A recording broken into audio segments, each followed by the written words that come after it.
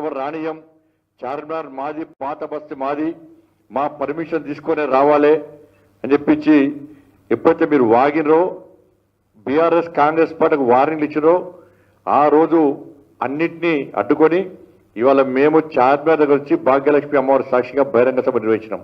ఇవాళ మళ్ళీ చెప్తున్నా, మీరు కనుక వందే మాత్రాన్ని అడ్డగిస్తే, వందే మాత్ర గీతాన్ని ఒప్పుకోకుంటే, పార్లమెంట్లో చేసే చట్టాన్ని అతిక్రమిస్తామంటే ఇలా భారతీయ జనతా పార్టీ ఆధ్వర్యంలో లక్షలాది మంది కార్యకర్తలను చార్మినార్ తీసుకొచ్చి భాగ్యలక్ష్మి అమ్మవారి సాక్షిగా సామూహికంగా వందే మాత్ర గీతాన్ని ఆలపించే కార్యక్రమాన్ని నేనే నిర్వహిస్తా. మీకు దమ్ముంటే అడ్డుకోండి.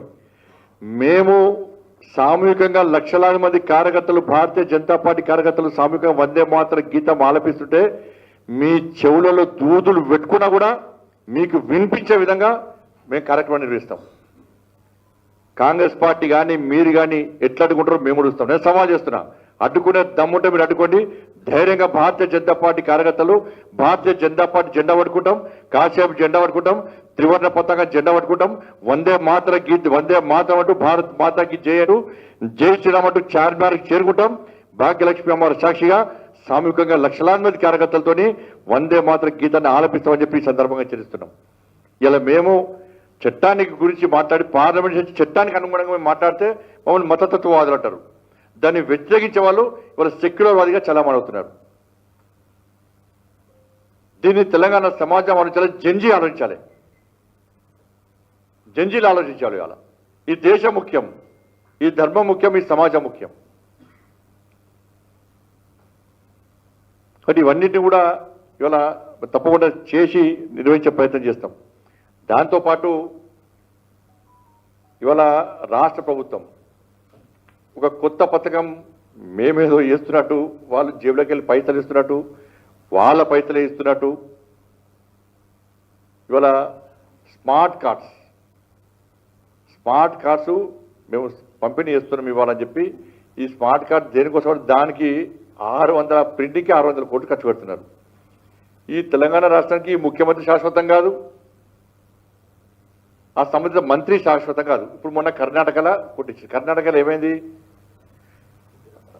సిద్ధరామయ్య రాజీనామా చేసాడు, కొత్త ముఖ్యమంత్రి వచ్చాడు, శివకుమార్ వచ్చాడు కదా. ఆ కార్డులన్నీ వేస్ట్, ఇక 600 కోట్లు వేస్ట్.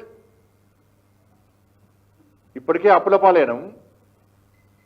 ఎందుకు పెట్టాలో ఫోటోలు ఎందుకు పెట్టాలి? 600 కోట్లు తిరిగి పర్మనెంటా రాష్ట్ర ముఖ్యమంత్రి గారికి? కదా సంబంధిత మంత్రి పర్మనెంటా?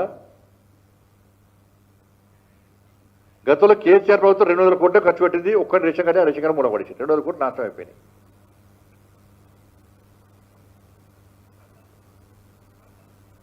ఇవాళ మీరు కార్డు ఫోటో పెట్టుకోవడం కాదు, నరేంద్ర మోడీ గారిది ఎందుకు పెడతలేరు?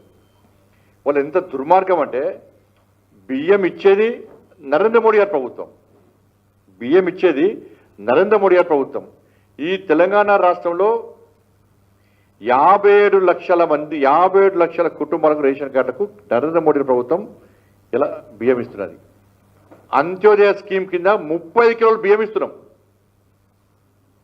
అంటే 57 లక్షలంటే 2 కోట్ల కుటుంబాలకు, 2 కోట్ల మందికి ఇవాళ నరేంద్ర మోడీ ప్రభుత్వం